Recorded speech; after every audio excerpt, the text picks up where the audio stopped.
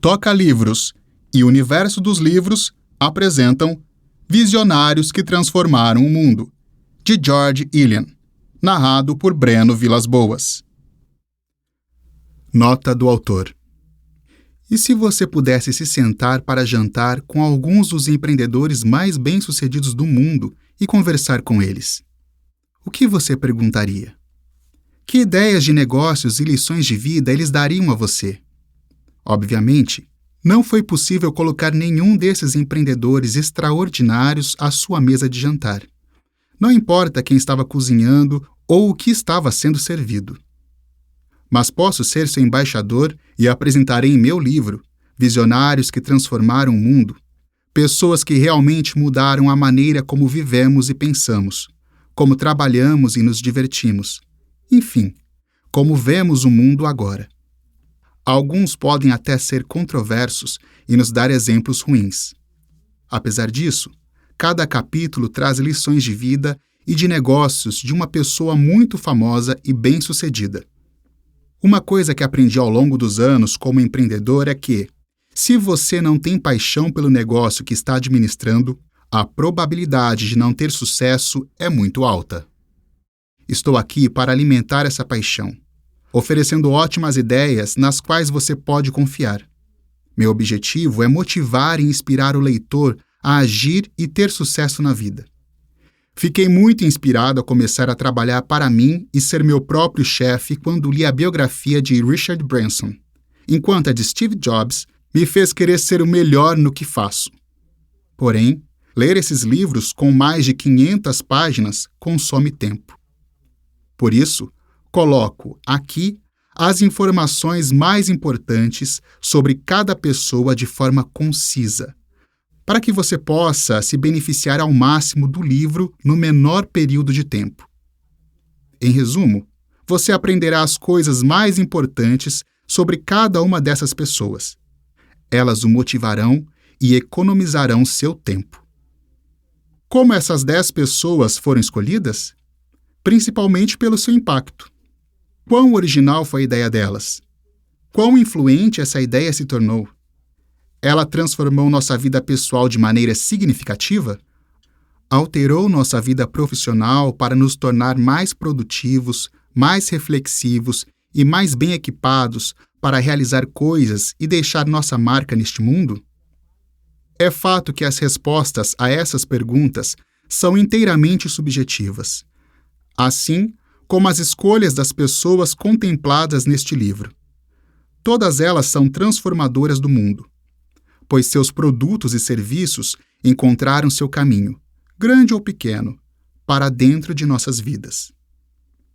Tão importante quanto os produtos e serviços que esses visionários trouxeram ao mundo, eles também mereceram sua reputação por criar locais de trabalho que incentivam a criatividade, a inovação e o significado. O objetivo é trazer a experiência pessoal e a sabedoria deles a estas páginas para seu benefício, para inspirar você a aprender e alcançar o sucesso. Quero que este livro seja uma meditação sobre empreendedorismo e uma inspiração para aqueles que desejam criar algo significativo por si mesmos. Falando em empreendedores, há muito mais semelhanças do que diferenças na forma como eles pensam. Todos começam sem pensar em si mesmos. Eles pensam externamente. Como podem ajudar seu país, ou mesmo o mundo? Existem 3 atributos principais que todo empreendedor compartilha: senso de oportunidade, aceitação de riscos e de potencial fracasso, independência e controle. Senso de oportunidade. Onde outras pessoas veem perturbações e caos, os empreendedores veem oportunidades. É uma noção simples, até romântica, de empreendedorismo. Ainda assim, muitos grandes negócios foram criados por pessoas que conseguiram identificar claramente uma oportunidade no caos de um mercado saturado. Aceitação de riscos e de potencial fracasso. Embora os empreendedores estejam muito mais dispostos a assumir o risco necessário para criar algo novo, eles estão prontos a admitir a possibilidade de estarem errados. Às vezes, terrivelmente errados.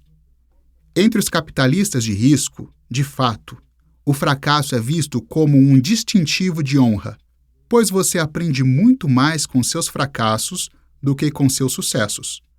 Como Arnold Schwarzenegger disse, a força não vem da vitória. Suas lutas desenvolvem seus pontos fortes.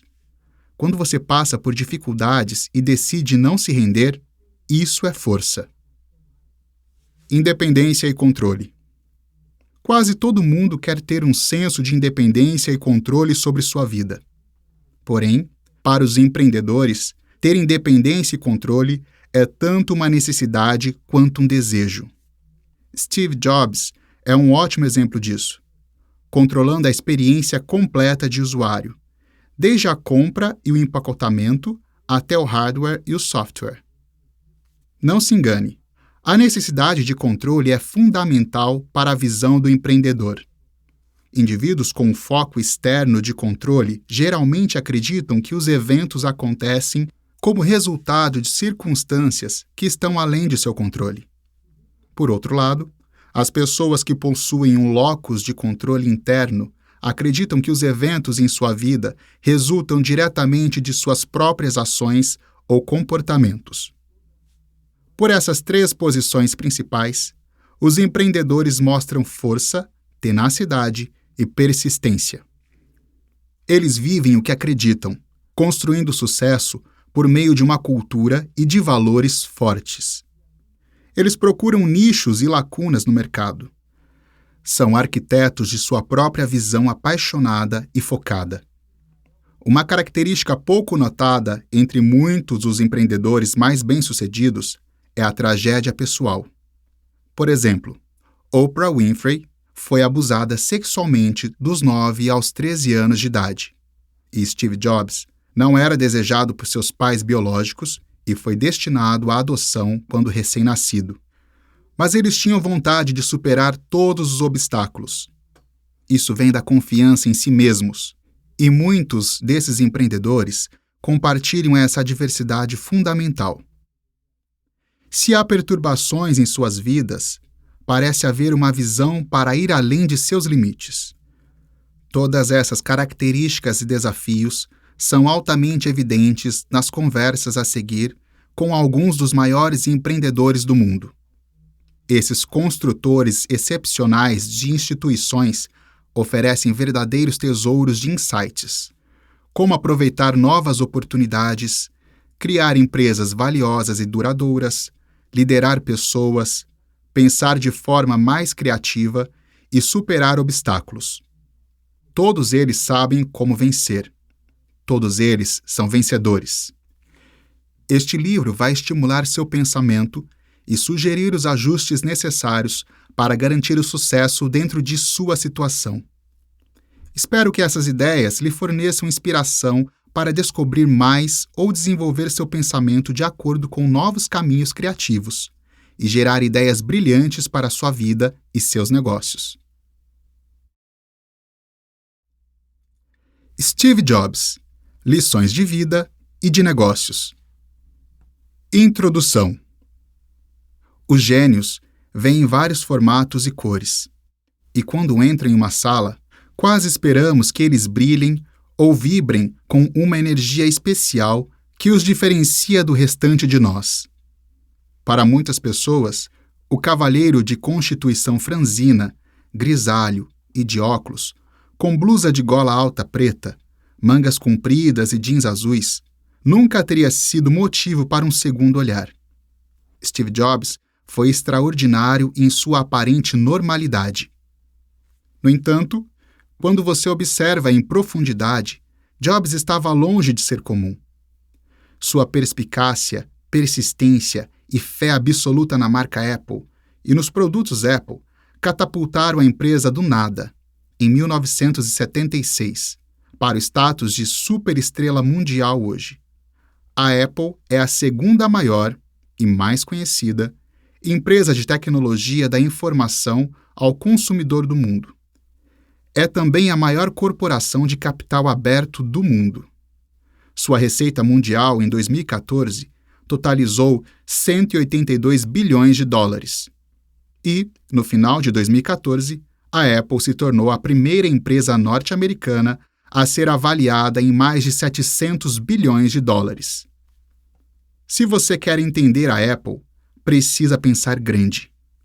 Se, como Jobs, deseja conceber uma história de sucesso como a da Apple, precisa ter ambição e imaginação ilimitadas para pensar ainda mais alto. O nascimento e o renascimento da Apple não foram de forma alguma suas únicas conquistas. Jobs também fundou a pioneira Next, que viria a ser o seu retorno à Apple em 1997. Ele comprou a Pixar da Lucasfilm e fez dela um sucesso de bilheteria, entregando obras como Toy Story, Procurando Nemo e Monstros S.A. para encantar uma geração de crianças e seus pais em todo o mundo. E, quando ele vendeu a Pixar para a Disney, tornou-se o maior acionista da Disney e um valioso membro do conselho. Coletivamente, por meio de suas realizações, Jobs transformaria o mundo da tecnologia de consumo, não apenas na computação, mas também na música e na animação digital. Ele trazia linhas de produtos anteriormente inconcebíveis para o mercado, vendia esses produtos diretamente aos consumidores e tornava a computação algo mais legal do que nunca. Ele foi muito acertadamente aclamado como o grande empresário e CEO de sua geração e um dos maiores inovadores de todos os tempos. Esta é uma introdução a Steve Jobs, sua vida e obra. Esta narrativa é contada cronologicamente e em trechos curtos, para que você possa se aprofundar e aprender sobre um período específico da vida dele, um projeto ou uma conquista em particular. Para facilitar o aprendizado e para fazer você pensar sobre o que Jobs pode ensinar com sua vida e seus negócios, há breves lições, uma no final de cada sessão, que resumem os pontos mais importantes a serem lembrados.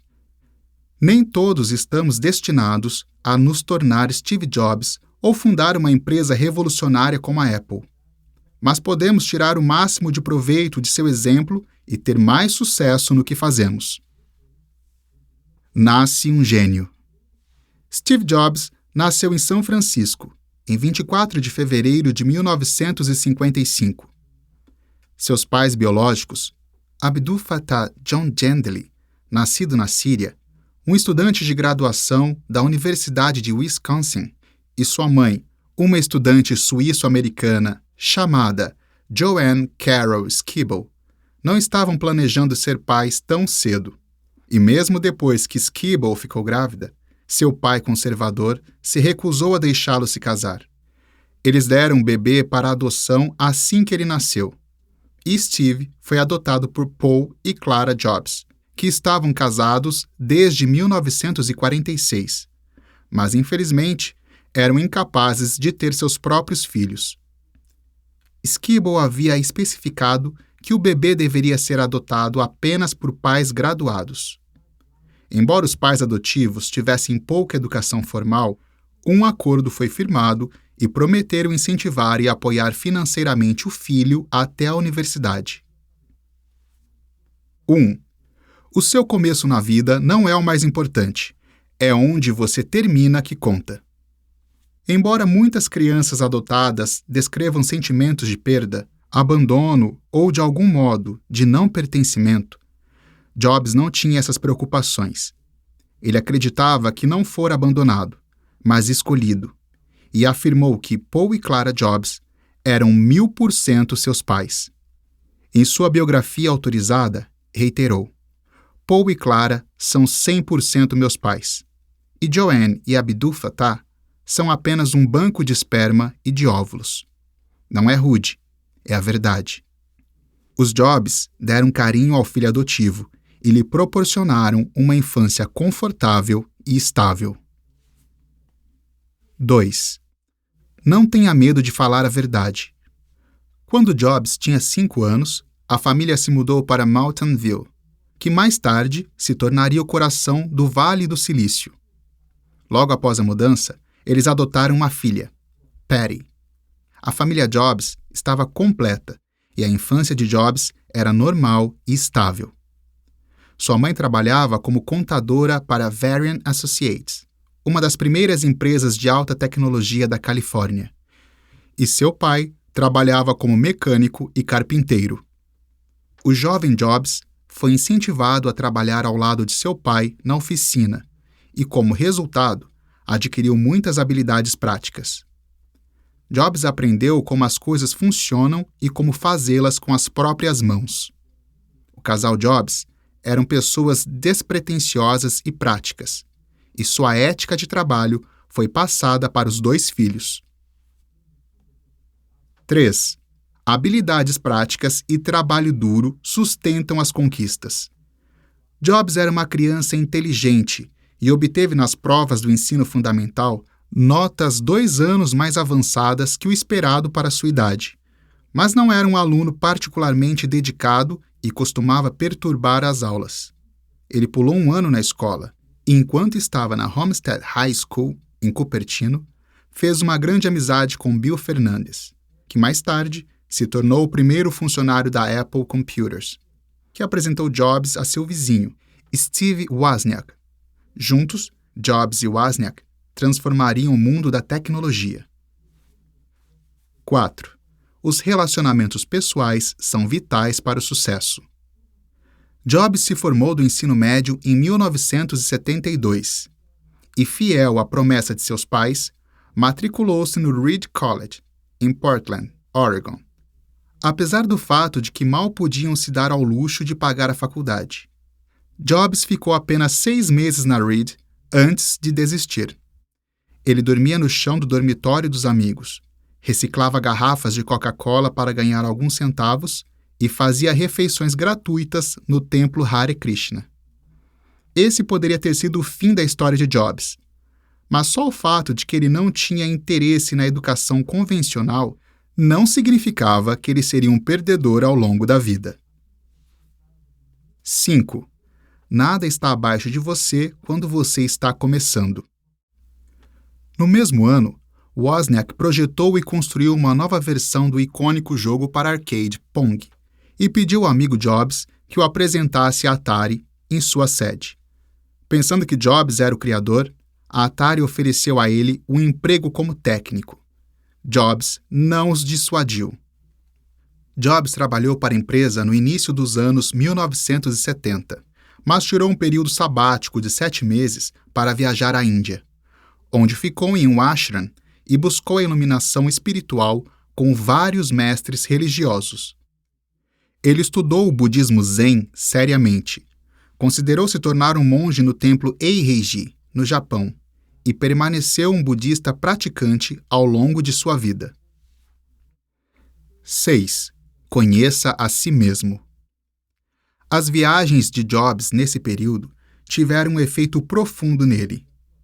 Quando a revista Wired lhe perguntou, em 1996, sobre a importância de ganhar experiência, ele disse: "Infelizmente, essa commodity é muito rara. Muitas pessoas em nossas indústrias não tiveram experiências tão diferentes. Portanto, elas não têm pontos suficientes para conectar e acabam com soluções muito lineares, sem uma ampla perspectiva dos problemas. Quanto maior a compreensão da experiência humana, melhor design que teremos." Quando o New York Times perguntou sua opinião sobre Bill Gates, Jobs traçou paralelos com sua própria vida e deu a entender que Gates teria se saído melhor se seguisse o seu exemplo. "Acho que ele, Gates, e a Microsoft são um pouco limitados. Ele seria um cara mais aberto se tivesse tomado ácido ou fosse para um ashram quando mais jovem." Jobs estava convencido de que sua experiência transcultural como jovem na Índia e seus valores contraculturais eram essenciais para o desenvolvimento de seu pensamento. Ele acreditava que, a menos que você compartilhasse essas experiências e valores, não seria capaz de entendê-lo em um nível profundo. Desde o início, Jobs queria ser visto como um outsider, rebelde e independente. 7. Esteja aberto a novas ideias e experiências. Quando Jobs voltou aos Estados Unidos, após seu período sabático, ele e Wozniak trabalharam em mais jogos de arcade para a Atari e também dispositivos de discagem telefônica. Nos dois casos, o foco era reduzir o número de chips usado no design de placa de circuito, para que fossem mais baratos de fabricar.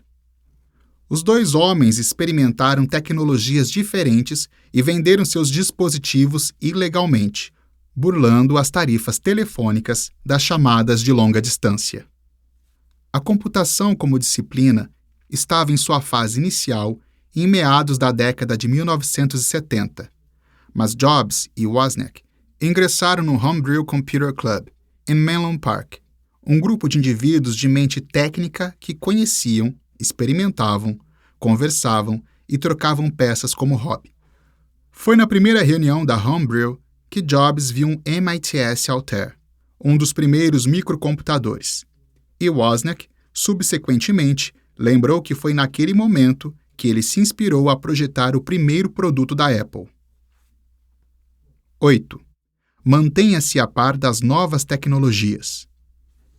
O nascimento da Apple. Steve Jobs pode muito bem ser o rosto famoso da Apple, mas há um forte argumento de que Steve Wozniak era o cérebro da equipe, pelo menos na fase inicial da empresa. Inspirado pelas amostras de eletrônicos que ele e Jobs viram no Homebrew Computer Club, Wozniak construiu o kit de computador pessoal Apple I, uma placa de circuito pré-montada. Os usuários tinham de adicionar seu próprio monitor, fonte de alimentação e teclado, e o Apple I tinha apenas 4 KB de memória. 9. A única maneira de fazer um ótimo trabalho é amar o que você faz. Mesmo que Wozniak fosse o técnico mais experiente, era Jobs quem tinha talento para os negócios e quem viu o valor comercial da invenção de Wozniak. Jobs obteve a primeira encomenda de 50 máquinas na Byte Store, uma loja de computadores local em Mountain View. O pedido valia $25 mil. As peças por si só custavam $20 mil e, como os componentes foram comprados com crédito de 30 dias, todos os 50 computadores tiveram de ser construídos e entregues à Byte em 10 dias. O Apple I começou a ser comercializado em julho de 1976 e uma única unidade custava $666,66, equivalente a $2.763 hoje, valor ajustado pela inflação. 10. Conheça seus próprios pontos fortes e os das pessoas ao seu redor. A Apple foi constituída como uma empresa em janeiro de 1977, quando o Apple I estava vendendo bem. Os únicos acionistas da empresa no momento da incorporação eram Jobs e Wozniak, que haviam comprado a fatia de um terceiro sócio, Ronald Wayne, por $800. Wayne, que era mais velho e, diferentemente de seus cofundadores, tinha posses, achou o empreendimento muito arriscado, embora depois viesse a lamentar sua saída prematura. Em fevereiro de 2015, o valor da Apple excedeu $700 bilhões. Se o Wayne tivesse mantido suas ações de 10% até então, elas valeriam aproximadamente $60 bilhões. 11. Esteja preparado para fazer uma aposta. Para expandir a empresa e, ao mesmo tempo, permitir a Wozniak que desenvolvesse novos produtos, Jobs teve de assumir a responsabilidade de levantar fundos substanciais. Ele convenceu Mark Markula, o investidor anjo que fez sua própria fortuna com as ações opcionais que adquiriu trabalhando na Intel, a fornecer um investimento de capital no valor de $80 mil e um empréstimo adicional de $170 mil. Em troca, Markula assumiu 1/3 das ações da Apple e se tornou funcionário número 3. Markkula era um engenheiro treinado e trouxe experiência e credibilidade à nova empresa. Ele escreveu programas para o Apple II, foi testador beta de produtos, apresentou Michael Scott como primeiro CEO e presidente da Apple e ajudou Jobs a obter capital de risco adicional. Jobs foi humilde o suficiente para reconhecer suas próprias limitações, observar com atenção o que Markkula fazia e aprender com ele. Para Jobs, Markkula era um parceiro de negócios e um mentor. E esse período no final da década de 1970 foi provavelmente o momento de aprendizado mais importante na vida de Jobs. 12. Escolha seus investidores com sabedoria, pois eles podem oferecer mais do que apenas dinheiro. O segundo projeto da Apple, chamado não tão imaginativamente de Apple II, foi lançado em abril de 1977 e, ao contrário do Apple I, teve um lançamento comercial na West Coast Computer Fair. Ele estava à frente de seus concorrentes por 3 razões. O Apple II possuía gráficos coloridos baseados em células. Foi concebido em arquitetura aberta e era possível usar uma fita cassete comum para fazer o armazenamento dos dados. As versões posteriores podiam usar um disquete de 5,5 polegadas, em vez de uma fita cassete. E havia uma interface personalizada chamada Disque Segundo. O Apple II foi apenas um dos 3 computadores no mercado lançados especificamente para usuários domésticos. Coletivamente, esses 3 computadores eram conhecidos como a Trindade de 1977, e os outros 2 modelos eram o Commodore PET e o Tandy Corporation TRS-80. 13. Seja inovador. O primeiro programa de planilha de computador, VisiCalc, foi lançado em meados de 1979 pela Software Arts. Foi um dos primeiros softwares verdadeiramente amigáveis e foi vendido por menos de $100. Mais importante, nos primeiros 12 meses em que esteve disponível, era compatível apenas com o Apple II. Os usuários compravam o Apple II especificamente para executar o VisiCalc, e o Apple II deixou de ser uma novidade exclusiva dos geeks de tecnologia e se tornou uma parte essencial dos escritórios. A Apple fez, assim, a transição para o mercado comercial sem ter de fazer alterações em seus produtos ou gastar uma fortuna em publicidade. O crescimento da Apple acelerou-se ao longo do final da década de 1970. Jobs dirigia uma equipe de profissionais que incluía designers de computadores e aqueles que trabalhavam na linha de produção e, juntos, procuravam maneiras de utilizar os produtos e ideias existentes de forma inovadora. Jobs levou sua equipe à Xerox PARC, uma empresa de pesquisa e desenvolvimento em Palo Alto, em dezembro de 1979. Ali, eles viram pela primeira vez a interface gráfica com o usuário IDU da Xerox, e Jobs teve certeza que esse era o futuro da computação.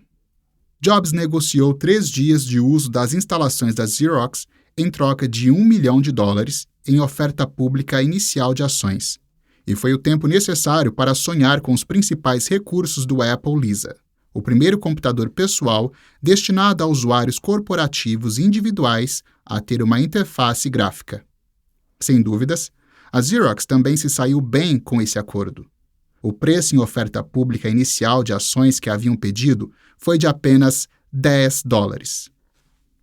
14. A compatibilidade com produtos relacionados, atuais e futuros, é importante. O ano de 1980 foi marcante para a Apple. Jobs lançou o Apple III em maio, e a empresa ganhou uma chamativa matéria de capa tanto na Calabaud Microcomputing, a principal revista para entusiastas de computadores, quanto no Financial Times. E em 12 de dezembro, a Apple lançou sua oferta pública inicial, IPO. Quando a Apple abriu o capital, imediatamente criou 300 milionários, mais do que qualquer outra empresa na história, e levantou mais capital do que qualquer empresa norte-americana desde a Ford Motor Company, em 1956. O mercado estava fervilhando. Investidores e comentaristas queriam uma fatia da torta de maçã da Apple. O preço de abertura das ações da empresa era de $22. Por isso, a Xerox instantaneamente fez uma fortuna, assim como muitos outros capitalistas de risco que apoiaram a empresa em seus primeiros dias. 15. Seja generoso com todos os seus acionistas. Vocês podem alcançar sucesso e riqueza juntos. A primeira reunião de acionistas da Apple como empresa pública ocorreu em janeiro de 1981. Jobs chegou à sala com um discurso pronto, mas, pouco depois do início da reunião, abandonou o roteiro e falou de improviso. Os investidores compraram parte da marca de Jobs e da Apple, e seu carisma e a paixão por seus produtos pesaram enormemente. Jobs exalava confiança e foi capaz de entusiasmar outras pessoas. Do mesmo modo como conseguiu convencer Mike Scott, da National Superconductor, a ingressar na Apple em 1978, ou quando Jobs estendeu a mão para John Sculley, então presidente da Pepsi Cola, para se tornar CEO da Apple em 1983. Sculley não teria sonhado em recusar. Jobs sabia que ter a equipe certa na Apple era a chave para seu sucesso a longo prazo, e não tinha medo de dizer às pessoas: "Meu modelo de negócios é os Beatles." Eles eram 4 caras que contingenciavam os traços negativos uns dos outros. Eles se equilibravam, e o total era maior que a soma das partes. É assim que vejo os negócios. Grandes coisas nos negócios nunca são feitas por uma pessoa. São feitas por uma equipe de pessoas. 16. Esteja rodeado de brilhantismo. O produto que colocou a Apple no mapa, mais do que qualquer outro, pelo menos nos anos de formação da empresa, foi o Macintosh, o primeiro computador pessoal produzido em massa com uma interface gráfica para o usuário e um mouse para controlá-lo. O Macintosh recebeu o nome do tipo preferido de maçã do designer Jeff Raskin, o Macintosh. Mas, como outra empresa, Macintosh Laboratory Inc., já possuía essa marca e se recusou a liberar o nome para Jobs, a alteração ortográfica era necessária. Jobs estava pessoal e emocionalmente ligado ao Macintosh, assim como muitos membros de sua equipe de desenvolvimento. Ele contou à revista Playboy em 1985. "Acho que nunca trabalhei tanto em uma coisa. Mas trabalhar no Macintosh foi a melhor experiência da minha vida. Quase todo mundo que trabalhou nele vai dizer isso. Nenhum de nós queria lançá-lo no final. Era como se soubéssemos que, uma vez que estivesse fora de nossas mãos, não seria mais nosso. Quando finalmente o apresentamos na reunião com os acionistas, todos no auditório aplaudiram durante 5 minutos. O que foi incrível para mim foi que pude ver a equipe do Mac nas primeiras fileiras. Era como se nenhum de nós pudesse acreditar que realmente tivéssemos terminado. Todo mundo começou a chorar." Foi também quando Jobs estava trabalhando no Macintosh que seu colega, Bud Tribal, cunhou pela primeira vez a expressão campo de distorção da realidade, CDR, para descrever a capacidade de Jobs de convencer a si mesmo e a todos os outros que o que parecia impossível era, de fato, possível. Ele usou uma mistura de carisma, desafio, hipérbole e persistência obstinada para transmitir sua mensagem. Embora os críticos tenham sugerido que Jobs, às vezes, permitia que a distorção da realidade fosse longe demais. Embora seus colegas estivessem cientes disso, eles caíam facilmente no CDR. Foi assim que Steve Jobs foi inspirador e motivador como líder de equipe. 17. Crie e venda ótimos produtos nos quais você acredita. O lançamento público do Macintosh foi inigualável a qualquer outro que tivesse acontecido antes ou depois. A Apple gastou $2,5 milhões comprando todas as 39 páginas de publicidade em uma edição especial da Newsweek. Ela inseriu uma brochura de 18 páginas em várias outras revistas e exibiu seu agora infame comercial 1984, dirigido por Ridley Scott, durante o Super Bowl. Essa transmissão nacional única custou à Apple $1,5 milhão, e o anúncio parodiou cenas do romance distópico de George Orwell, 1984. A heroína do anúncio usava um Macintosh estampado em sua camiseta e juntos salvaram o mundo da conformidade. A resposta dos acionistas da Apple foi de êxtase. 18. Seja persistente, seja persuasivo. O Macintosh foi colocado à venda 2 dias depois que o anúncio foi ao ar no Super Bowl. A empresa realizou a promoção Faça o Test Drive de um Macintosh, uma nova ideia pela qual qualquer pessoa com cartão de crédito poderia pegar emprestado um computador por 24 horas para testá-lo em casa. 200 mil consumidores participaram da promoção, muito acima das previsões da Apple. E a demanda foi tão grande que a Apple não conseguiu fabricar máquinas com rapidez suficiente para atendê-la. Eles aumentaram o preço de $1.995 para $2.495, e ainda assim, os consumidores foram às lojas. A interface gráfica do Macintosh era completamente nova, e os softwares existentes precisaram ser reescritos para que fossem compatíveis com ela. Para evitar ser descartada como uma novidade supérflua, a Apple teve de desenvolver seu próprio software para funcionar com sua nova plataforma. A Apple ofereceu 2 programas que vinham com o computador, o MacWrite e o MacPaint. Incentivou a Microsoft e o Linux a desenvolver versões compatíveis com o Mac e lançou o seu próprio Macintosh Office, antes do final de 1985.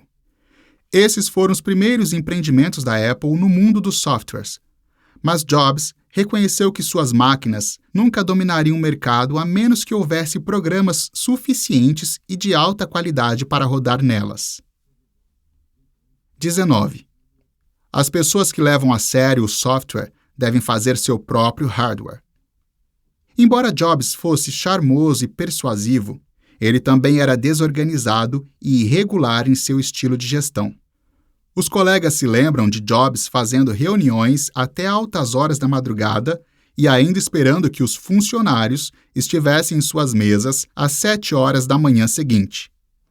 Isso inevitavelmente causou tensões no escritório, principalmente com o recém-nomeado Sculley. A relação de trabalho entre os 2 homens se deteriorou substancialmente. Jobs tentou demitir seu CEO, mas falhou. A medida saiu terrivelmente pela culatra. O conselho de administração da Apple deu a Sculley a autoridade para remover Jobs de todos os cargos, exceto o de presidente. E então, eles também o privaram de suas funções de gerência. Jobs parou de ir ao trabalho e renunciou completamente 5 meses depois. 20. Continue ávido, continue bobo. O próximo passo. Ferido por sua partida ignominiosa da Apple, que havia sido o principal aspecto de sua vida na última década, Jobs brincou brevemente com a ideia de atravessar a cortina de ferro e abrir uma empresa de computadores na União Soviética, além de se candidatar, sem sucesso, a tornar-se um astronauta civil a bordo da Estação Espacial Internacional. Com a responsabilidade comercial da Apple tirada de seus ombros, Jobs se tornou mais feliz e criativo.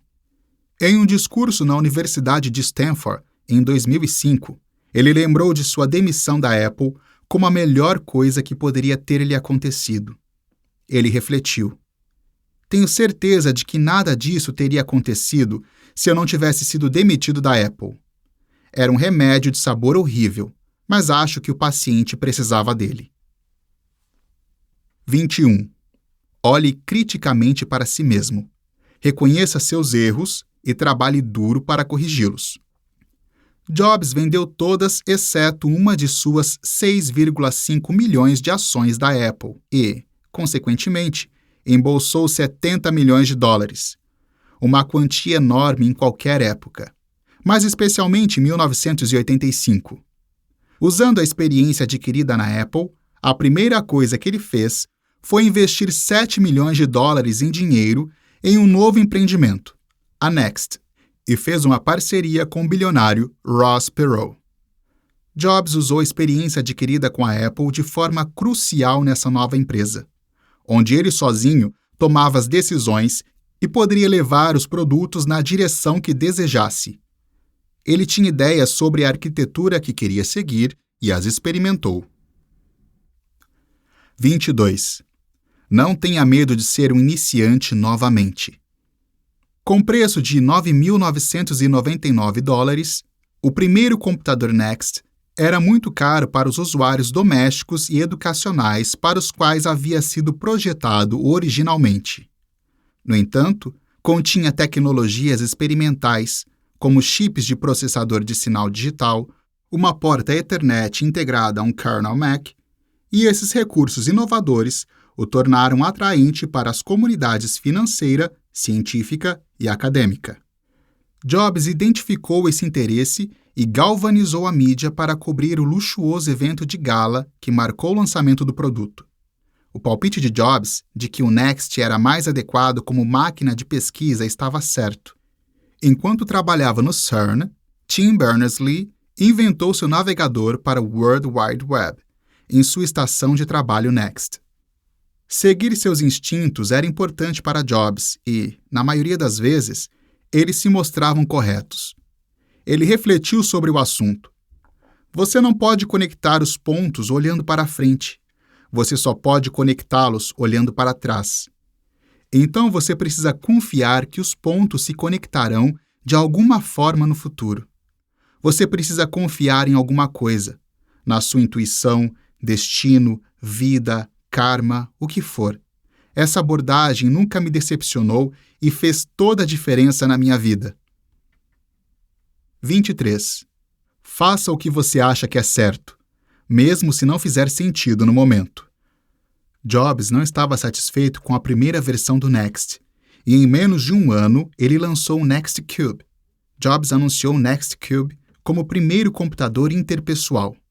Era um computador pessoal que você poderia usar para compartilhar arquivos de voz, imagens, gráficos e até vídeos por e-mail. Isso nunca tinha sido possível antes. Jobs disse a repórteres no Compute Times e no New Straits Times que isso marcava uma revolução na computação e, sob muitos aspectos, era verdade. Os jornalistas captaram a mensagem e levaram-na adiante. 24. Se você não estiver satisfeito com o que fez, faça novamente. É no desenvolvimento do Next Cube que vemos a obsessão de Jobs pela estética, um fator importante no sucesso da Apple atualmente. Ele descreveu sua filosofia da seguinte maneira: quando você é um carpinteiro fazendo uma bela cômoda, não vai usar um pedaço de madeira de má qualidade na parte de trás, mesmo que esteja voltado para a parede e ninguém vá vê-lo. Você vai saber que ele está lá. Então vai usar uma boa madeira na parte de trás. Para que você durma bem à noite, a estética e a qualidade devem ser respeitadas até o fim. Para o horror do departamento de hardware da Next, Jobs exigiu que o Next Cube recebesse uma carcaça de magnésio. Isso não era apenas mais caro, mas também mais difícil de trabalhar do que as estruturas de plástico anteriores. Jobs venceu a discussão por força da personalidade e, desde então, ele sempre esteve associado ao desenvolvimento de produtos que são visualmente atraentes e funcionais. 25. Funcionalidade e design andam de mãos dadas quando você está desenvolvendo um produto desejável. Jobs entendeu por sua experiência com Macintosh que os usuários queriam que os softwares de primeira linha fossem executados em suas novas máquinas e incentivou os desenvolvedores a projetar programas compatíveis com o Next. As máquinas vieram com Mathematica pré-instalado, um programa para quem trabalha nas áreas científicas de engenharia, matemática e computação. Tim Berners-Lee fez o primeiro navegador da web para plataformas Next, e no início dos anos 1990 havia também vários jogos de computador disponíveis para máquinas Next, incluindo Doom, Heretic e Quake. Foi possível instalar o Merriam-Webster Dictionary e, caso apetecesse, as obras completas de Shakespeare. Os computadores Next, a princípio, tinham seu próprio sistema operacional, o Next Step. Mas, um ano após o lançamento das primeiras máquinas Next, Jobs percebeu que era o sistema operacional, e não o hardware do computador, que faria da Next uma fortuna. Portanto, ele deu o passo ousado de reorientar a estratégia de negócios da empresa. Em 1991, supervisionou o desenvolvimento de uma versão compatível com PC do Next Step, e em janeiro de 1992, realizou uma demonstração da Next World Expo. Em meados de 1993, o software estava vendendo bem para clientes corporativos. Os criadores de tendências do setor, como Chrysler, First Chicago NBC e Swiss Bank Corporation, bem como órgãos governamentais, incluindo a Agência Central de Inteligência, a Agência de Segurança Nacional e o Laboratório de Pesquisa Naval, adotaram um sistema operacional, e sua confiança no software incentivou outros a seguir o exemplo. 26. Transforme consumidores em apóstolos, não apenas clientes. Sob a liderança de Jobs, a Next parou de fabricar hardware completamente em 1993 e concentrou-se apenas em software. A Sun Microsystems investiu $10 milhões na Next, e juntos, Jobs e o CEO da Sun, Scott McNealy, construíram um novo sistema operacional chamado OpenStep, cuja versão estava disponível para o Microsoft Windows. Mais importante do que isso, no entanto, foi o lançamento do Web Objects, uma plataforma para a criação de aplicativos web dinâmicos em larga escala. Esse software foi adotado pela BBC, Disney, WorldCom e Dell, além de outros grandes conglomerados internacionais. E foi esse único produto que fez da Next um alvo de aquisição tão desejável para a Apple em 1996. Consulte Retorno à Apple. 27. Concentre-se em seus pontos fortes. Enquanto trabalhava na Next, Jobs experimentou estratégias originais de gerenciamento de negócios e novos produtos. Ele queria criar uma cultura corporativa completamente nova e melhorar o senso de comunidade na empresa. Jobs enfatizou o fato de que sua equipe não era de funcionários, mas de membros da empresa, que, como tal, tinham direito a muitos benefícios. Até a década de 1990, havia apenas 2 planos salariais básicos em oferta: $75 mil ao ano para aqueles que ingressaram antes de 1986 e $50 mil ao ano para aqueles que se juntaram depois. As análises de desempenho aconteciam a cada 6 meses e, se você se saísse bem, receberia um aumento salarial. Os funcionários eram pagos mensalmente com antecedência, em vez de 2 semanas depois, como era o costume no Vale do Silício na época. E o seguro-saúde da empresa estava disponível para casais não casados e do mesmo sexo, bem como para casados. Os escritórios da Next, projetados pelo arquiteto I.M. Pei, eram quase totalmente abertos. Apenas o escritório de Jobs e as salas de conferência eram fechados. Isso promoveu um senso de supervisão por parte dos colegas e, portanto, incentivou a equipe a trabalhar mais. 28. Crie o ambiente certo para inspirar criatividade e trabalho duro. Embora Jobs dedicasse grande parte de seu tempo e esforço à Next, esse não era seu único interesse comercial naquele momento. Ele comprou a Graphics Group da Lucasfilm em 1986 por $10 milhões e renomeou a empresa como Pixar. Embora Jobs não tivesse experiência criativa, além de um curso de caligrafia na faculdade, ele entendeu a tecnologia por trás da computação gráfica e acreditava que poderia levar a empresa a uma nova fase da animação digital. O primeiro filme da Pixar, em 1995, foi Toy Story, e Jobs foi o produtor executivo. Outros sucessos de bilheteria incluíram Vida de Inseto, 1998, Monstros S.A., 2001, Procurando Nemo, 2003 e Os Incríveis, 2004. E a Pixar ganhou o Oscar de melhor animação 7 vezes. Jobs estava se tornando rapidamente uma força a ser reconhecida no mundo do cinema e dos computadores. 29. Não se limite. Todos esses filmes foram distribuídos pela Disney e, no período que antecedeu o contrato de distribuição, Jobs foi responsável por renegociar o acordo com o executivo-chefe da Disney, Michael Eisner. Apesar dos esforços de Jobs, a renegociação fracassou. Mas Eisner foi substituído por Bob Iger no final de 2005, e a história teve uma reviravolta inesperada. Iger se ofereceu para comprar a Pixar de Jobs e seus parceiros em uma transação de ações no valor de 7,4 bilhões de dólares.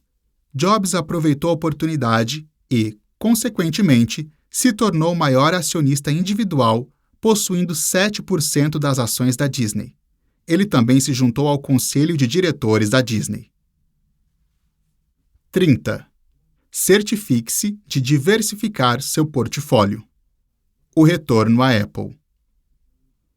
Ao longo dos anos 1990, sob as sucessivas lideranças de Sculley, 1983 a 1993, Michael Spindler, 1993 a 1996, e Jill Amelio, 1996 a 1997.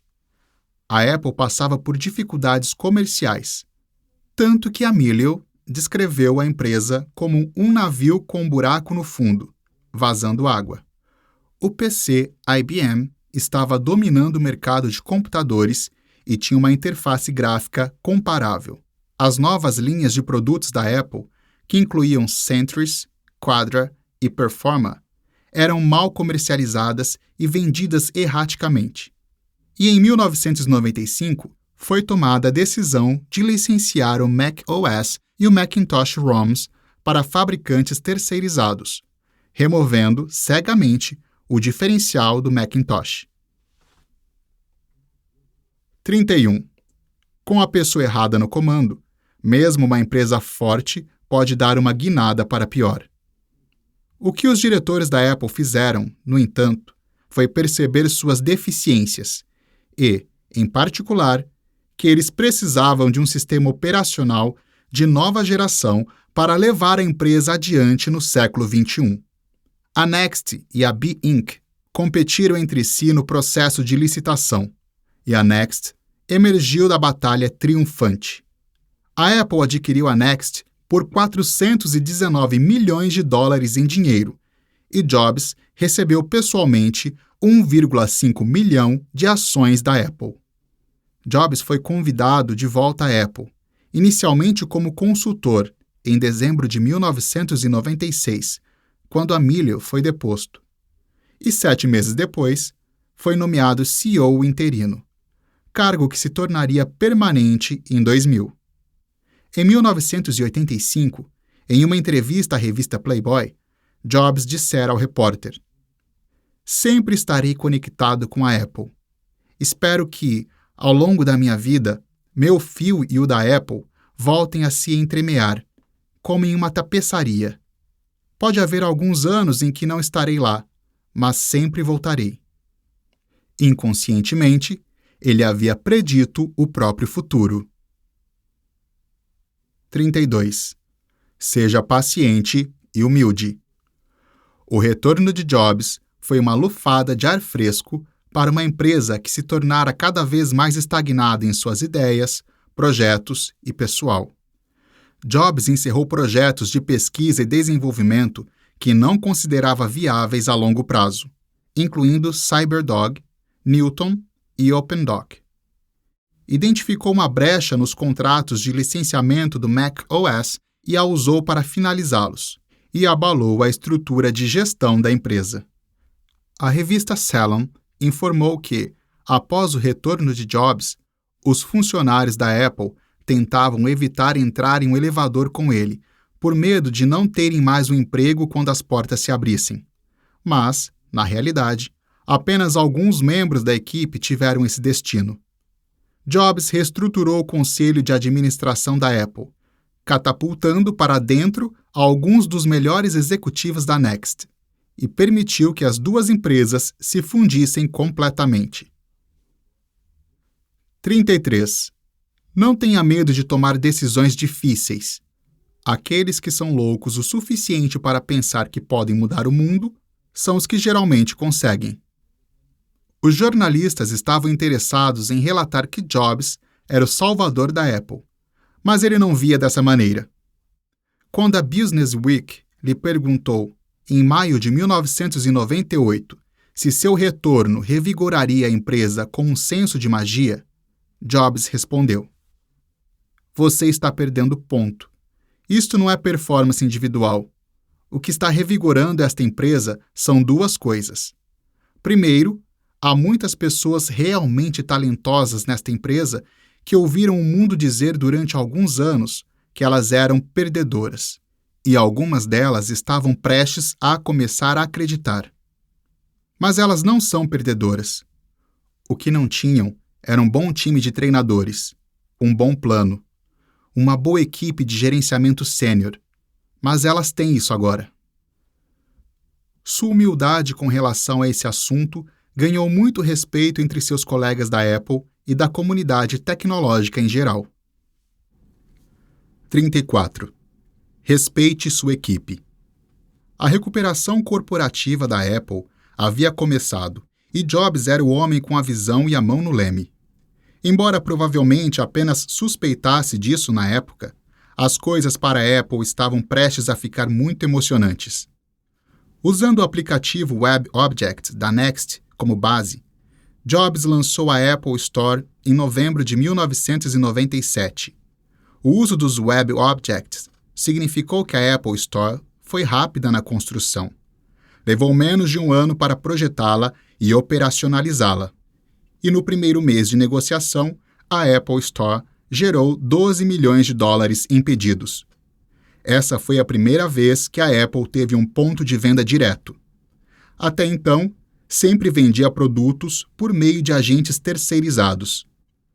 O modelo de vendas diretas também permitiu que Jobs implementasse sua nova estratégia de fabricação, pela qual os produtos eram fabricados sob encomenda. O modelo fabricação por demanda, também conhecido como Just-in-Time, ou JIT, é um conceito desenvolvido no Japão pela Toyota na década de 1950 como parte de sua filosofia de Lean Management, e era algo que Jobs havia experimentado ao criar os escritórios da Next. Quando implementada adequadamente, ela permite que uma empresa melhore seu retorno sobre investimento, reduzindo seu estoque e os custos de transporte. O JIT requer precisão e organização, mas na Apple provou ser muito eficaz. O lançamento da loja online da Apple foi a primeira parte desse processo. As lojas físicas da Apple abriram a partir de 2001, otimizando a visibilidade do produto no mercado e garantindo que a Apple, e não um intermediário, ficasse com a maior parte dos lucros nas vendas no varejo. 35. Controle a experiência completa do usuário, desde o produto até a experiência de compra. Embora a Apple e a Microsoft tivessem uma rivalidade histórica, Jobs subiu ao palco na Macworld Expo de 1997 para anunciar uma parceria de 5 anos com a Microsoft. A Microsoft concordou em lançar o Microsoft Office para uso na plataforma Macintosh e fazer um investimento simbólico de $150 milhões na Apple. E, em troca, a Apple resolveu uma longa disputa sobre se o Microsoft Windows infringia ou não as patentes da Apple e anunciou que o Internet Explorer, um produto da Microsoft, passaria a ser o navegador padrão nas máquinas da Apple. Jobs era o porta-voz da Apple, e as pessoas ouviam quando ele falava. Na realidade, poucas pessoas estavam interessadas nas minúcias do acordo de colaboração, mas responderam favoravelmente à sua mensagem abrangente.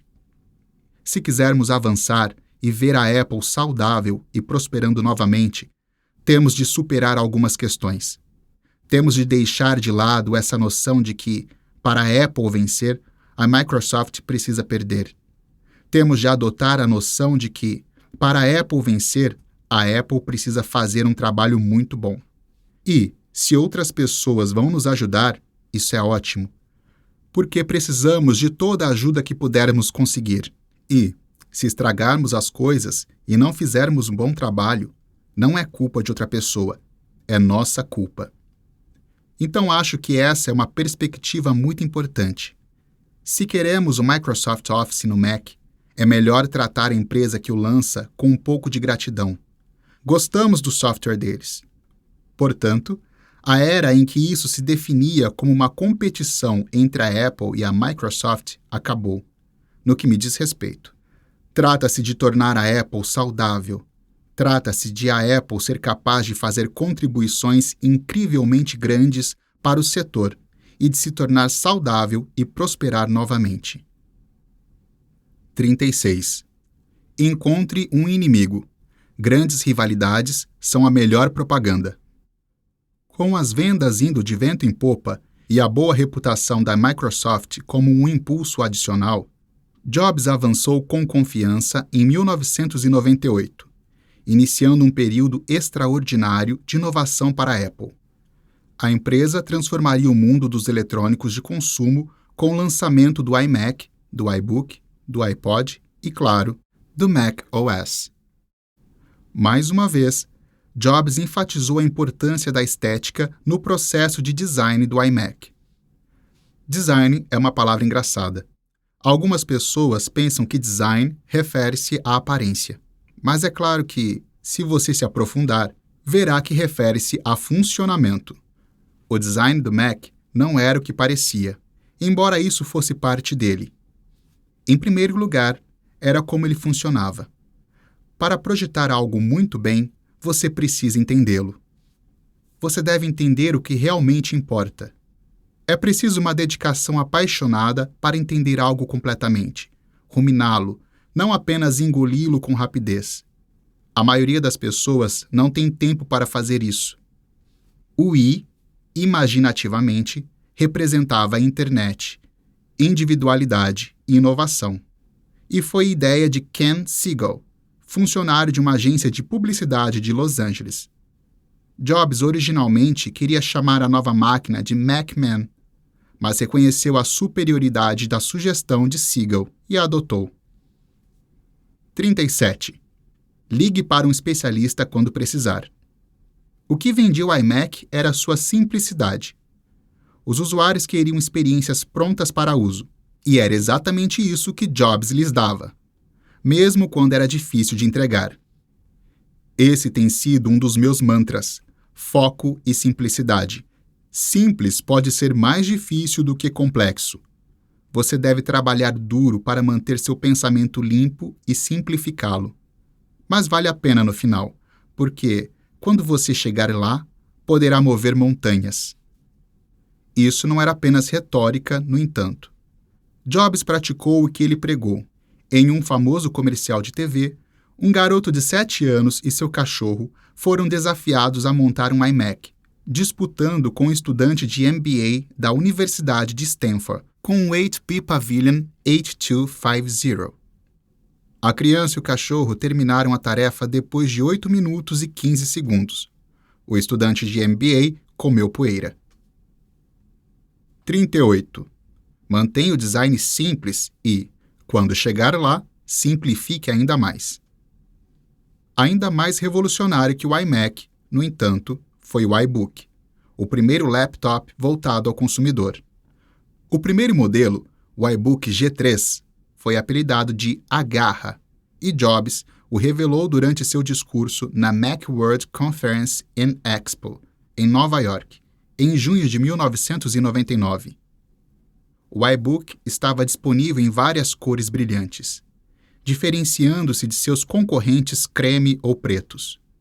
E foi o primeiro computador convencional projetado e vendido com rede sem fio integrada, LAN sem fio. As portas USB, Ethernet e modem vieram como padrão, assim como a unidade óptica. O formato da máquina, que incluía uma alça integrada, era atraente e funcional em igual medida, além de resistente e muito confiável. Os consumidores adoraram e o iBook vendeu como água. Foi o primeiro laptop a ser comprado em massa para as escolas. 39. Não venda produtos, venda sonhos. 2 lançamentos significativos de produtos da Apple andaram de mãos dadas em 2001, iTunes e iPod. O Napster já havia tornado as vendas de música online uma realidade, e era inevitável que a Apple a seguisse até o mercado. Contudo, vender música não era suficiente para Jobs. Ele sabia que as pessoas não estariam satisfeitas em ficar em casa ouvindo música em seus computadores, mas gostariam de ouvir as faixas compradas por aí, como se pode fazer com um Walkman ou um CD player portátil. Os primeiros exemplos de tocadores de música digital estavam disponíveis para compra, mas como Greg Joswick, vice-presidente de marketing de produtos iPod, disse a Newsweek, os produtos eram uma porcaria. Jobs sabia que a Apple poderia fazer melhor. Como no iMac, a força do iPod está na combinação de estética e funcionalidade. Jobs reuniu uma equipe de mestres em suas respectivas artes, incluindo os engenheiros de hardware John Rubinstein, Tony Fadell e Michael Dewey. Eles buscaram inspiração em todos os lugares onde podiam encontrá-la. Rubinstein descobriu e comprou os direitos de unidade de disco Toshiba da Toshiba no Japão. A interface de usuário baseada em disco foi inspirada em um telefone Bang & Olufsen Biocon 6000, e a forma veio de um rádio transistor Brown T3 de 1958. Jobs decidiu não usar o software interno da Apple, mas procurou ideias externas. Ele se decidiu pela plataforma de referência do Portal Player e por uma interface desenvolvida pela Pixel, cuja equipe ele supervisionava diretamente. Jobs não teve nenhum escrúpulo em pegar ideias de outras empresas e usá-las de maneiras inovadoras. Para ele, esse roubo não tinha conotações negativas, mas fazia parte do processo criativo. Ele explicou: em última análise, tudo se resume a gosto. Tudo se resume a tentar se expor às melhores coisas que os humanos fizeram e, em seguida, tentar trazer essas coisas para o que você está fazendo. Picasso tinha um ditado: bons artistas copiam, grandes artistas roubam. E sempre tivemos vergonha de roubar grandes ideias.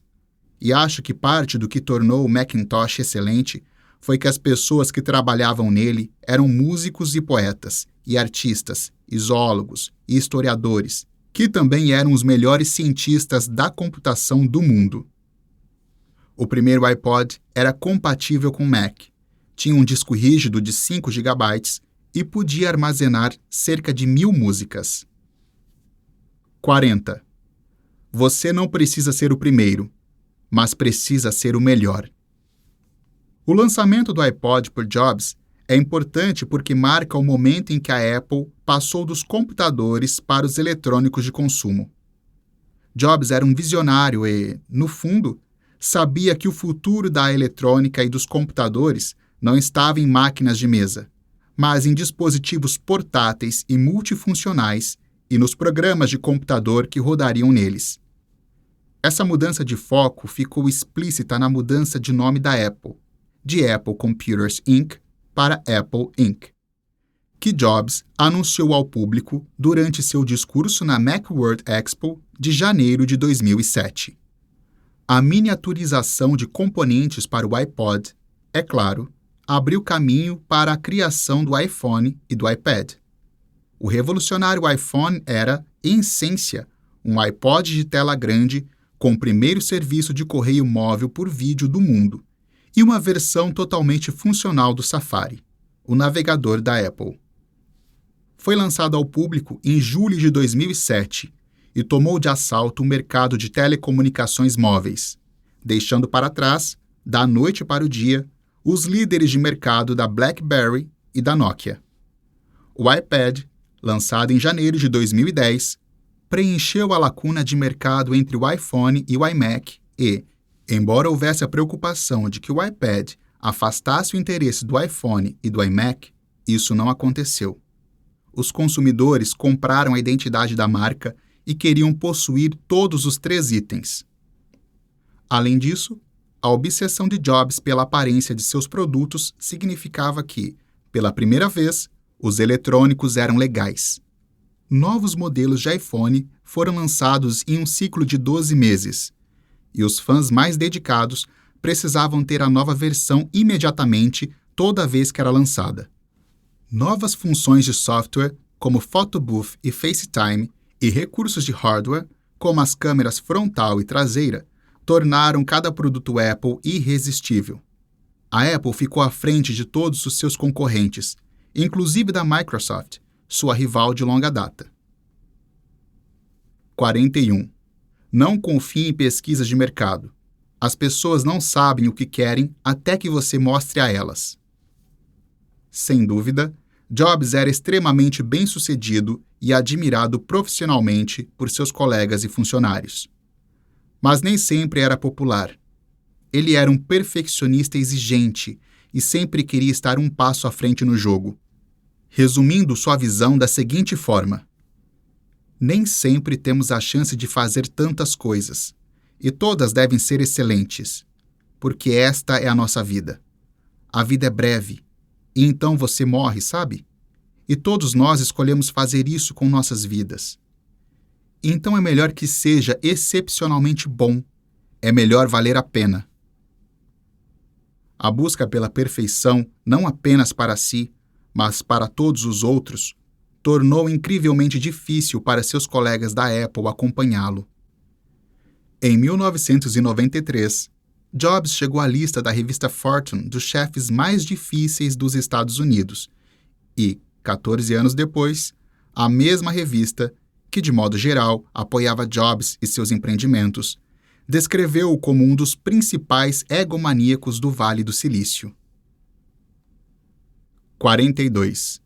Não tolere palhaços ao seu redor. Jobs não tinha medo de enfrentar a concorrência e seus detratores de frente.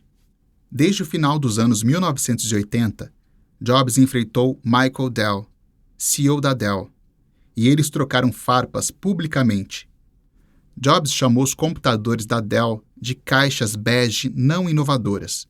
E, uma década depois, quando a própria Apple ficou presa no atoleiro, a Dell sugeriu que a melhor coisa a fazer com a Apple era desligá-la e devolver o dinheiro aos acionistas. No entanto, a Dell não conseguiu enxergar o futuro, e Jobs riu pela última vez em 2006, quando a capitalização de mercado da Apple finalmente ultrapassou a da Dell. Ele enviou um e-mail para todos os funcionários da Apple. Dizia: Equipe, acabou que Michael Dell não era perfeito em prever o futuro. Com base no fechamento do mercado de ações de hoje, a Apple vale mais que a Dell. As ações sobem e descem, e as coisas podem ser diferentes amanhã. Mas pensei que valia a pena um momento de reflexão hoje. Steve. Morte e legado. Em 2011, a Apple teve vendas líquidas de mais de 108 bilhões de dólares e lucro líquido de quase 26 bilhões de dólares. O iPhone da Apple superava nas vendas o concorrente mais próximo, o Samsung Galaxy S2, por 7-1, e a empresa vendeu mais de 32 milhões de unidades do iPad apenas naquele ano, contribuindo com mais de 1/4 da receita da empresa. Nos bastidores, nem tudo estava tão bem. Jobs estava de licença médica desde janeiro e, em agosto de 2011, lançou a bomba de sua renúncia como CEO por motivos de saúde.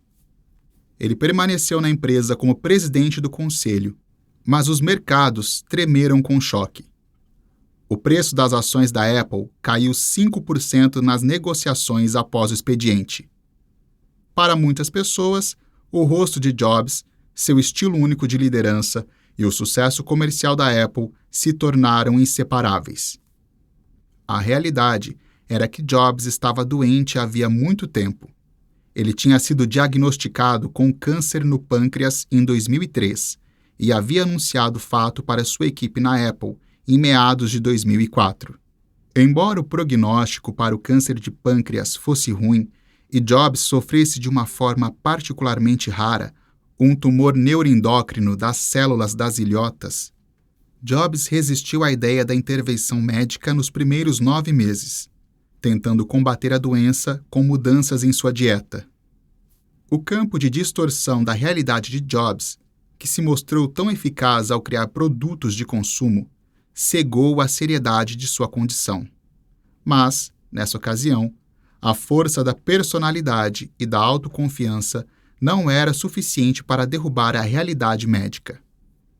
O pesquisador de Harvard, Ramsey Emery, escrevendo mais tarde no Daily Mail, sugeriu que esse atraso na busca de tratamento médico convencional reduziu as chances de sobrevivência a longo prazo de Jobs para quase nenhuma.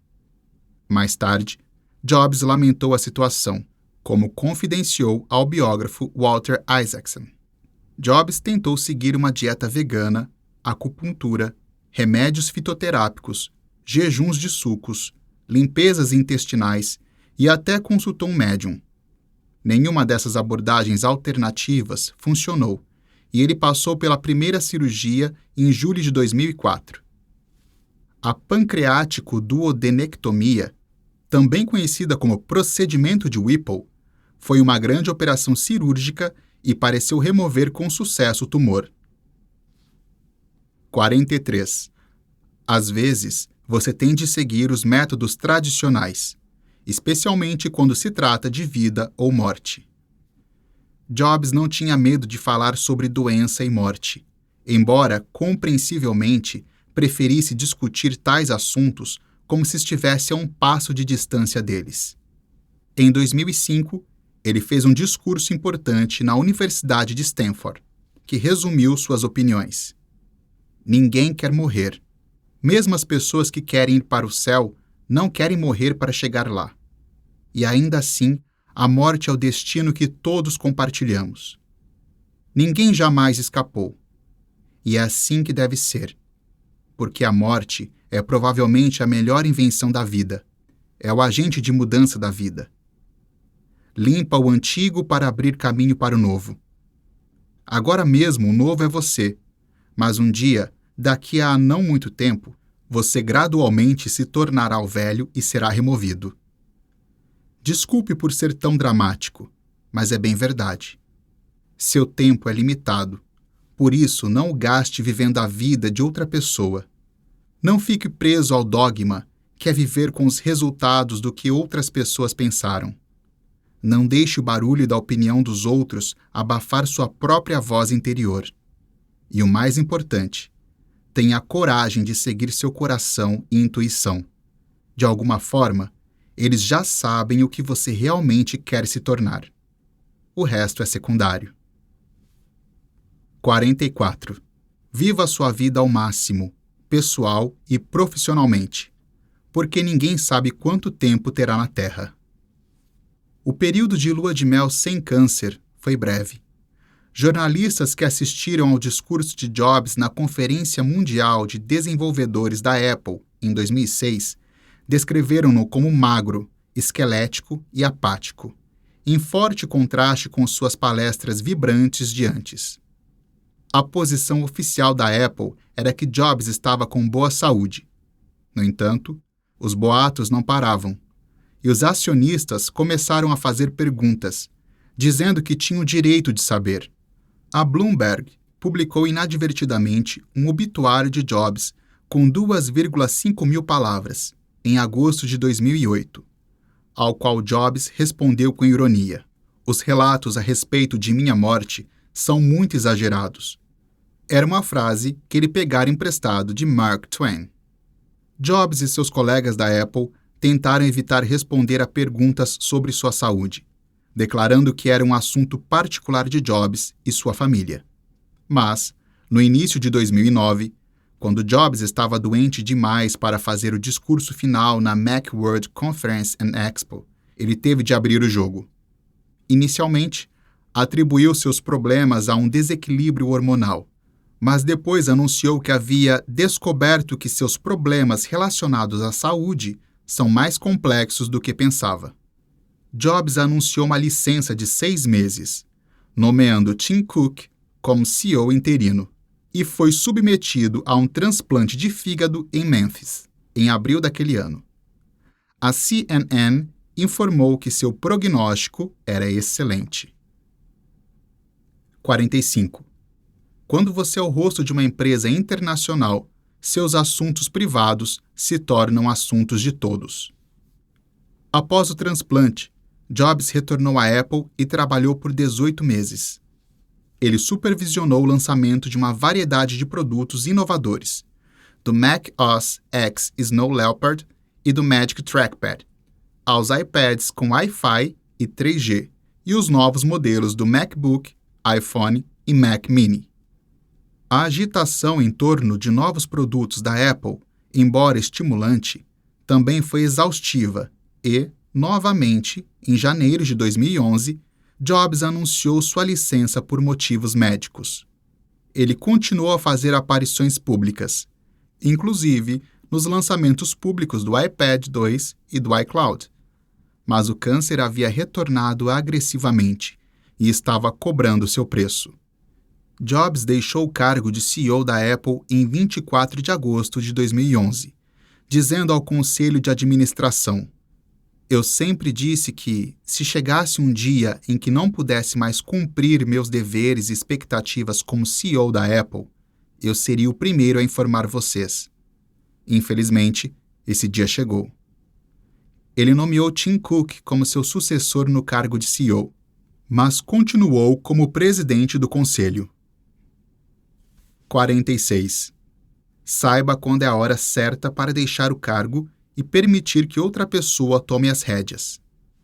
6 semanas depois que Jobs deixou o cargo, ele perdeu a consciência e morreu no dia seguinte, cercado por sua esposa, filhos e irmãs. Ele sofria de complicações relacionadas a uma recidiva do câncer de pâncreas. Apple, Microsoft e Disney hastearam suas bandeiras a meio mastro em sinal de respeito. Durante as 2 semanas seguintes, a homepage corporativa da Apple exibiu um retrato de Jobs, seu nome e suas datas de nascimento e morte, bem como o seguinte obituário: "A Apple perdeu um gênio visionário e criativo, e o mundo perdeu um ser humano incrível. Aqueles entre nós que tiveram a sorte de conhecer e trabalhar com Steve perderam um amigo querido e um mentor inspirador. Steve deixa para trás uma empresa que somente ele poderia ter construído, e seu espírito será para sempre a base da Apple." Jobs foi enterrado em sua cidade natal, Palo Alto, em um cemitério laico. Seu túmulo não está marcado e seu funeral foi restrito à família e aos amigos íntimos. Um serviço memorial separado foi realizado para convidados, incluindo Bono, Iomar e a ex-namorada de Jobs, Joan Baez, na Universidade de Stanford, e também alguns dias depois, no campus da Apple para os funcionários. Muitas lojas da Apple fecharam no dia para que os funcionários pudessem comparecer ao memorial. 47. Até o super-homem tem que morrer algum dia. A morte de Jobs foi notícia de primeira página em todo o mundo. Mais de 1 milhão de pessoas deixaram homenagens. A revista Time e a Business Week da Bloomberg publicaram edições comemorativas com Jobs na capa. O presidente dos Estados Unidos, Barack Obama, o primeiro-ministro do Reino Unido, David Cameron, e o fundador da Microsoft, Bill Gates, falaram sobre a contribuição de Jobs para a sociedade. Jobs foi caracterizado como o Henry Ford ou Thomas Edison de seu tempo. Esperamos que você tenha gostado desta prévia. Para continuar ouvindo este audiolivro no Google Play Livros, use o link na descrição do vídeo.